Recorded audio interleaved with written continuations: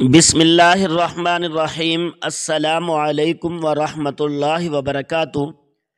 5 عورتوں کو موت کے وقت تکلیف نہیں ہوگی۔ ایسی 5 عورتیں جن کو موت کے وقت تھوڑی سی بھی تکلیف نہیں ہوگی، وہ خوش نصیب 5 عورتیں ہیں۔ بسم اللہ الرحمن الرحیم۔ 5 عورتوں کو مرتے وقت تھوڑی سی بھی تکلیف نہیں ہوگی، وہ 5 عورتیں کون سی ہیں؟ جاننے کے لیے ویڈیو مکمل دیکھیے۔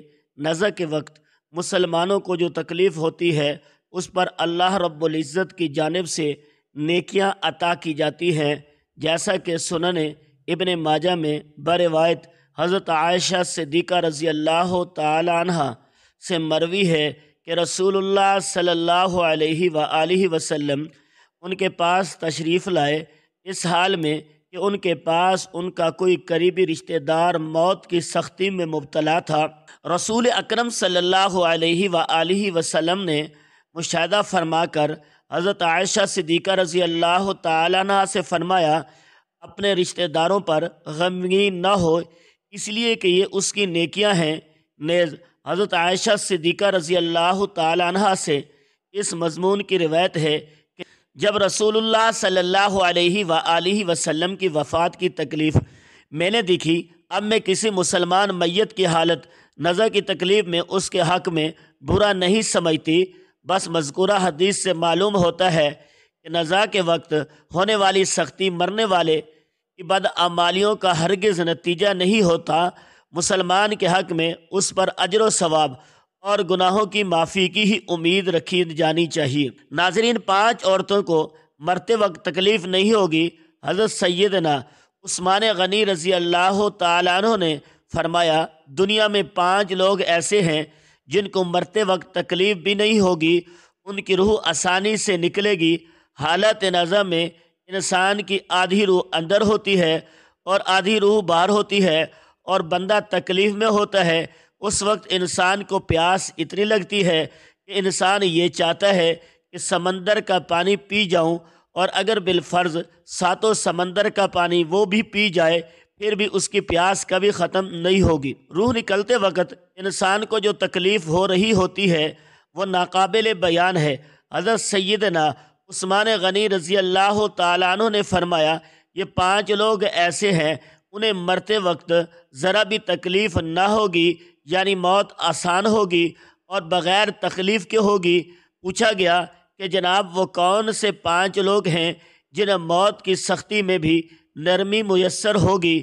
تو فرمانے لگے کہ سب سے پہلا شخص وہ جو اپنے ماں باپ کے موت کے بعد، یعنی ماں باپ کے مرنے کے بعد وراثت کا حصہ اپنی بہنوں کو پہنچانے میں جلدی کرتا ہے، یعنی وراثت کا حصہ اپنی بہنوں کو جلدی اور ہر وقت پہنچاتا ہے۔ ایسا نہ ہو بہن کے بچے بھوک سے بلکتے رہیں اور تم بہن کے حق پر قبضہ کیے بیٹھے رہو، اور بہن اس انتظار میں رہے کہ میرا بھائی کب مجھے میرے ماں باپ کی وراثت میں سے حصہ دے گا۔ بہت بار یہ بھی دیکھنے میں آیا ہے، بہت بار دیکھنے میں یہ بھی آتا ہے کہ بہن کی شادی نہیں ہوئی، جبکہ والدین دنیا سے رخصت ہو گئے تو بھائی نے کہا کہ کوئی بات نہیں، جب بہن کی شادی کروں گا تو اس کا حصہ اس کے جہیز کی صورت میں دے دوں گا۔ یاد رہے کہ اسلام میں بہنوں کو جہیز دینا فرض نہیں، جبکہ ان کا وراثتی حق دینا فرض ہے۔ دراصل عورت کو جہیز دینا یہودیوں کی رسم ہے، اسلام اس کی ترغیب نہیں دیتا، لیکن اسلام میں عورت کا وراثتی حصہ دینا فرض۔ واضح رہے کہ والدین کے ترکہ میں جس طرح ان کی نرینہ اولاد کا حق و حصہ ہوتا ہے، اسی طرح بیٹیوں کا بھی اس میں شرعی حق اور حصہ ہوتا ہے۔ والدین کے انتقال کے بعد ان کے ترکہ پر بیٹوں کا خود تنہا قبضہ کر لینا اور بہنوں کو ان کے شرعی حصے سے محروم ناجائز اور سخت گناہ ہے۔ بھائیوں پر لازم ہے کہ بہنوں کا حق اور حصہ اس دنیا میں دے دیں، ورنہ آخرت میں دینا پڑے گا، اور آخرت میں دینا آسان نہیں ہوگا۔ حدیث مبارکہ میں اس پر بڑی وعید آئی ہے۔ حضرت سعید بن زید رضی اللہ تعالیٰ عنہ فرماتے ہیں، رسول اللہ صلی اللہ علیہ وآلہ وسلم نے فرمایا، جو شخص کسی کی بالش بھر زمین بھی از راہ ظلم لے گا، قیامت کے دن 7 زمین میں سے اتنی ہی زمین اس کے گلے میں توق کے طور پر ڈالی جائے گی۔ ایک اور احادیث مبارکہ میں ہے، حضرت انس رضی اللہ تعالیٰ عنہ فرماتے ہیں، رسول اللہ صلی اللہ علیہ وآلہ وسلم نے فرمایا، جو شخص اپنے وارث کی میراث کاٹے گا، یعنی اس کا حصہ نہیں دے گا، تو اللہ تعالیٰ قیامت کے دن اس کی جنت کی میراث کاٹ لے گا۔ یاد رہے، جہیز کی رسم اسلامی طریقہ نہیں ہے بلکہ یہودی رسم ہے، اور اس کا بڑا نقصان ہے کہ جس طرح یہودی کی عورت کو بغیر جہیز کے کوئی شخص قبول نہیں کرتا تھا، اسی طرح آج اسلام میں بھی عورتوں کی شادیوں میں سب سے بڑی رکاوٹ جہیز ہے۔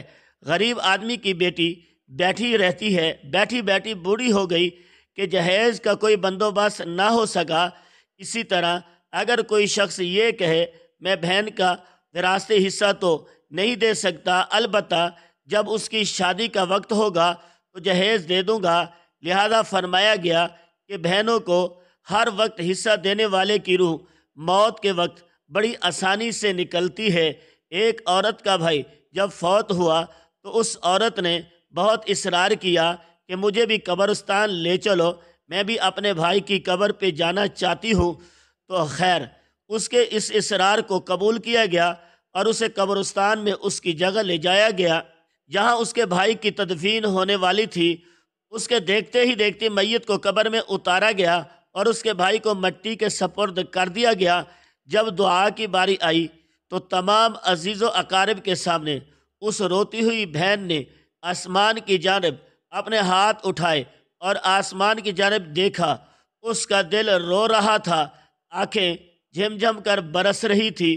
اس نے ایک ایسی دعا کی کہ لوگوں کے مردہ ضمیروں کو جگا دیا۔ روتی ہوئی بہن نے آسمان کی جانب دیکھ کر فریاد کی، کہ اے میرے مالک، اے انصاف کرنے والے، آج میرا بھی انصاف کر دے۔ رو رو کر کہنے لگی، میرے مالک، تم میرے اس ظالم بھائی کو اپنی رحمت سے دور رکھنا، ایسے دور رکھنا جیسے اس نے میرے والدین کی وراثت سے مجھے دور رکھا۔ میرے بچے بھوک سے بلکتے رہے لیکن اس ظالم کو میرے بچوں پر ذرا بھی ترس نہ آیا۔ میں اپنے بچوں کو حرام جانوروں کا گوشت کھلانے پر مجبور ہوئی۔ میرے بچوں نے بڑی ہی غربت کی زندگی گزاری ہے، جبکہ میرے اس ظالم بھائی کو کبھی بھی حیا نہ آئی، کبھی بھی رحم نہ آیا کہ میں اپنی بہنوں کی وراثت کا جو ان کا حق ہے اسے ادا کروں۔ اے میرے مالک، تو آج انصاف کر دے، اور جس طرح سے اس نے میری وراثت کے حق سے مجھے دور رکھا ہے، اسی طرح تو اسے اپنی رحمت سے دور کر دے۔ تو ناظرین، صرف ایک لمحے کے لیے دل پر ہاتھ رکھ کر یہ سوچو کہ جب تم اپنی بہنوں کو ان کی وراثت کا حق ادا نہیں کرو گے تو کیا تمہاری بہنیں تمہارے لیے مغفرت کی دعا کریں گی یا جہنم کی دعا کریں گی؟ بہن کے لیے ظالم بن کے مرو گے یا مظلوم بن کے؟ ناظرین، بہن کا حق کھانا ایسے ہے جیسے خنزیر کا گوشت کھانا۔ دوسرا وہ شخص جس کی روح مرتے وقت بڑی آسانی سے نکلے گی، فرمایا کثرت سے صدقہ کرنے والا شخص ہے، یعنی ایسا شخص جو اللہ اور رسول اللہ صلی اللہ علیہ وسلم کی رضا کے لیے اپنے مال و دولت میں سے یوں صدقہ کرتا ہے کہ جب وہ اپنے ایک ہاتھ سے کسی کو دیتا ہے تو دوسرے ہاتھ کو پتہ بھی نہ چلے، یعنی دوسرے انسان وہ بھی ہیں جو کثرت سے صدقہ کرے گا تو اس کی موت کے وقت اس کی روح آسانی سے نکلے گی اور جان کنی کا عمل اس کے لیے تکلیف دہ نہیں ہوگا۔ نمبر 3، ایسا انسان جو اپنی فیملی سے اچھا سلوک کرنے والا ہے، یعنی اپنے ماں باپ، بیوی بچوں اور بہن بھائیوں سے نرم دلی کا رویہ رکھنے والا ہے، اپنی بیوی بچوں سے پیار کرنے والا ہے، حلال کا لقمہ کما کر اپنے بیوی بچوں کی کفالت کرنے والا ہے۔ بزرگان دین فرماتے ہیں کہ جب رزق تنگ ہونے لگے تو دسترخوان کو وسیع کر لیا کرو، یعنی اپنے بیوی بچوں پر خرچ کرنا بھی صدقہ ہے، انہیں کھلانا پلانا صدقہ ہے۔ لہذا ایسا شخص جو اپنی فیملی پر خرچ کرتا ہو اور ان سے حسن و سلوک کرتا ہو، جب وہ دنیا سے رخصت ہوگا تو اس کی روح نکلنے میں آسانی ہوگی اور اسے کوئی تکلیف نہ ہوگی۔ اسی طرح حضرت عثمان غنی رضی اللہ تعالیٰ عنہ نے، جو شخص یہ سوچ کر نماز ادا کرتا ہے کہ جو نماز ادا کر رہا ہے وہ میرے نبی صلی اللہ علیہ وآلہ وسلم کی آنکھوں کی ٹھنڈک ہے۔ نماز دین کا ستون ہے، نماز مومن کا معراج ہے، اسلام و کفر میں تفریق ہے۔ تو 5 وقت کا نمازی موت کے وقت کسی قسم کی سختی میں مبتلا نہ ہوگا۔ پھر فرمایا 5واں وہ شخص ہے جو قرآن کی تلاوت کر رہا ہو، یعنی خود بھی قرآن پڑھتا ہو اور دوسروں کو بھی قرآن سکھاتا ہو۔ پھر فرمایا راتوں کی تنہائیوں میں اٹھ اٹھ کر قرآن پڑھا کرو اور قرآن پڑھتے وقت رویا کرو۔ فرمایا کہ اگر رونا بھی نہ آئے تو رونے کی کوشش کر لیا کرو۔ حضرت علی حجویری گنج بخش رحمۃ اللہ علیہ سے کسی نے پوچھا کہ حضرت اگر رونے کی کوشش بھی کریں اور پھر بھی رونا نہ آئے تو پھر کیا کریں؟ فرمایا پھر اپنے مقدر پہ رویا کرو۔ کیا تم اتنے سنگ دل ہو گئے ہو کہ تمہاری آنکھیں آنسو نہیں بہاتی؟ حضرت عائشہ صدیقہ رضی اللہ تعالیٰ عنہا کہتی ہیں کہ جب سے انہوں نے اللہ کے رسول صلی اللہ علیہ وآلہ وسلم کو موت کے وقت درپیش سختی کا منظر دیکھا ہے، تب سے کسی کی آسان موت پر خوش نہیں ہوتے اور آسان موت نصیب ہونے کی تمنا بھی نہیں کرتے، کیونکہ وہ جان چکے تھے نہ تو موت کسی ہونے والے کے ہر انجام کی دلیل ہے اور نہ آسان موت کو عزت افزائی کی بات ہے۔ اگر سچ مچ ایسا ہوتا تو اللہ کے رسول صلی اللہ علیہ وآلہ وسلم کو آسان سے آسان تر موت نصیب ہوتی۔ یہی وجہ ہے کہ نہ وہ موت کی سختی کو نہ پسند کرتے ہیں اور نہ کسی کے آسان موت پر خوش ہوتے ہیں۔ موت کی سختی کے بارے میں حضرت عائشہ صدیقہ رضی اللہ تعالیٰ عنہ سے روایت ہے، آپ رضی اللہ تعالیٰ عنہ فرماتی ہیں کہ میں نے رسول اللہ صلی اللہ علیہ وآلہ وسلم کو حالت نظر میں دیکھا۔ آپ صلی اللہ علیہ وسلم کے پاس پانی کا ایک پیالہ رکھا ہوا تھا۔ آپ صلی اللہ علیہ وسلم اس میں ہاتھ داخل کرتے اور پھر اپنے چہرے پر پھیر لیتے تھے اور فرماتے کہ یا اللہ موت کی سختی میں میری مدد فرما۔ مختلف احادیث مبارکہ سے معلوم ہوتا ہے کہ مومن کی روح بہت آسانی سے نکلتی ہے اور روح کے نکلتے ہی اس کے لیے خوشخبریاں شروع ہو جاتی ہیں، جبکہ کافر کے بارے میں آتا ہے اس کی روح انتہائی سختی کے ساتھ قبض کر لی جاتی ہے اور اسی وقت سے ہی اس کے برے احوال شروع ہو جاتے ہیں۔ البتہ متعدد حدیث مبارکہ میں یہ بھی مذکورہ ہے کہ اللہ تعالیٰ نے موت کے اندر ایک ایسی شدت اور سختی رکھتی ہے کہ اس کا احساس دنیا سے جانے والے ہر شخص کو ہوتا ہے، خواہ وہ نیک مسلمان ہو یا بد ہو یا کافر ہو۔ لیکن مومن پر جو تکلیف آتی ہے وہ اس کے گناہوں کی معافی اور درجات کی بلندی کے لیے ہوتی ہے، جبکہ کافر پر تکلیف اس کے بدعمالیوں کی سزا کے طور پر آتی ہے۔ چنانچہ ایک حدیث میں آتا ہے کہ مومن گناہ کرتا ہے، اس وجہ سے اس پر موت کے وقت سختی کی جاتی ہے تاکہ اس کے گناہ کا کفارہ، اور کافر بھی نیکی کا کام کرتا ہے تو اس پر اس کی موت کے وقت کچھ آسانی کر دی جاتی ہے تاکہ اس کے ان اچھے کاموں کا بدلہ ہو۔ اس احادیث سے یہ بات معلوم ہوتی ہے کہ ہر شخص کی موت اس کی دنیا میں کیے گئے اچھے اور برے اعمال کے مطابق ہوتی ہے۔